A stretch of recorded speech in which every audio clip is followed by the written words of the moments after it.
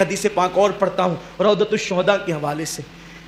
حضور علیہ السلام کی بارگاہ میں سیدہ فاطمہ کی اتنی مقبولیت تھی کہ جب ازواج مطہرات کو حضور سے کچھ مانگنا ہوتا تو وہ سیدہ فاطمہ الزہرا کو وسیلہ اور ذریعہ بناتے۔ اسی لیے ہمارے بزرگوں نے فرمایا کہ اگر دعا کی قبولیت میں تاخیر ہوتی ہو تو سیدہ فاطمہ الزہرا کے وسیلے سے دعا کرنا چاہیے۔ حضور کو بہت بڑی پسندیدہ ذات ہے حضور کی سیدہ فاطمہ الزہرا، بہت محبت کی میرے آقا نے اپنی اس بیٹی سے، چہیتی لاڈلی بیٹی سے، بہت لاڈلی تھی، بڑی چہیتی تھی، بلکہ اتنی چہیتی تھی کہ جب سیدہ فاطمہ کی شادی ہو گئی تو حضرت مولا علی کو جو کرائے کا گھر ملا وہ تھوڑی دور پہ ملا، تو حضور علیہ السلام بے چین رہنے لگے۔ اور کسی نے عرض کیا یا رسول اللہ آج کل آپ بے چین رہتے ہیں؟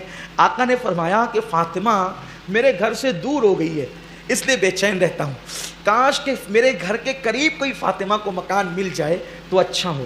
تو پھر حضور علیہ السلام کے حجرے سے قریب سیدہ فاطمہ کو مکان کر دیا گیا، تو حضور علیہ السلام کو اس پر بھی اطمینان نہ ہوا۔ آقا نے فرمایا اس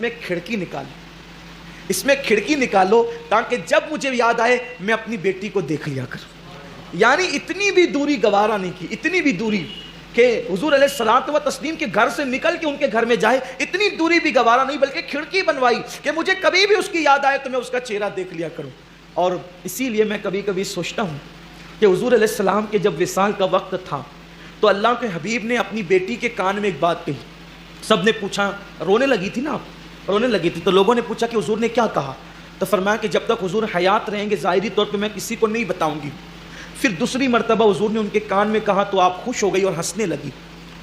جب آقا علیہ السلام نے پردہ فرما لیا تو حضرت عائشہ صدیقہ نے پوچھا تھا کہ شہزادی یہ بتاؤ کہ حضور نے تمہارے کان میں کوئی بات کہی تھی تو آپ رونے لگی تھی، پھر کہی تھی تو آپ ہنسنے لگی تھی، تو کیا ہوا تھا وہ؟